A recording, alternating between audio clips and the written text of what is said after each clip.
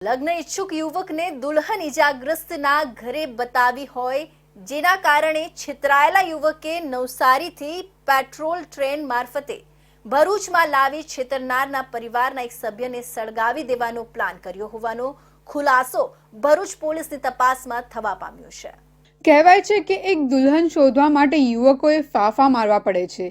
આવા જ એક યુવક લગ્ન કરવા માટે દુલ્હન શોધવા માટે નડિયાદની એક મહિલા તથા ભરૂચની એક મહિલા મારફતે યુવતી બતાવવાનું ગોઠવતા લગ્ન કરવાના ઈરાદે ભરૂચની મહિલાએ 1.65 લાખ લીધા પછી પણ દુલ્હન 10 દિવસ પર નહીં ટકતા અને રૂપિયા પરત નહીં મળતા રૂપિયા ગુમાવનાર અને યુવતીનું સુખ નહીં મળનાર કંટાળેલા યુવક નવસારીથી જ ભરૂચ જઈને એકને જીવતો સળગાવી દેવાનો પાલન ઘડી નાખી યુવકને સળગાવી દેતા પોલીસની તપાસમાં પાપડી સાથે ઈયળ બફાઈ હોવાનું બહાર આવ્યું છે।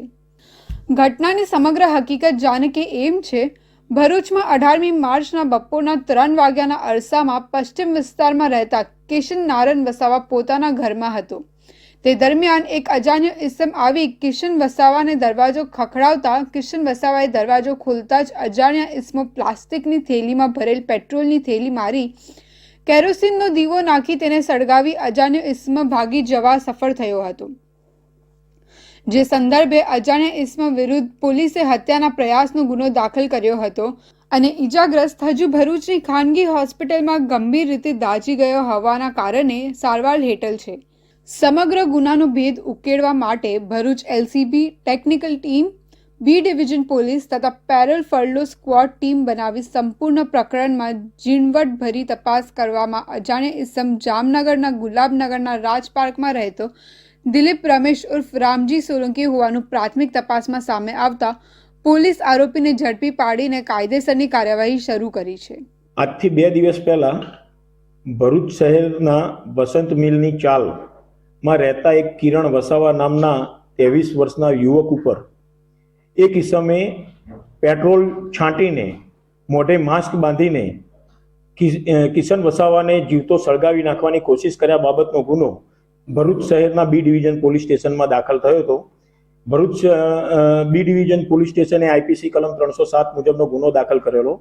આ આરોપી હતો એ અજાણ્યો યુવક હતો જેને મોઢે માસ્ક બાંધીને કિશન વસાવાને મારી નાખવાની કોશિશ કરી હતી, જીવતો સળગાવી દેવાની। બાતમી આધારે એક ઇસમ ને પકડી લીધેલો અને એ ઇસમ જે છે એની પૂછપરછ કરતા પોતે જ આ ગુનો કરેલો હોવાનું જણાવેલું।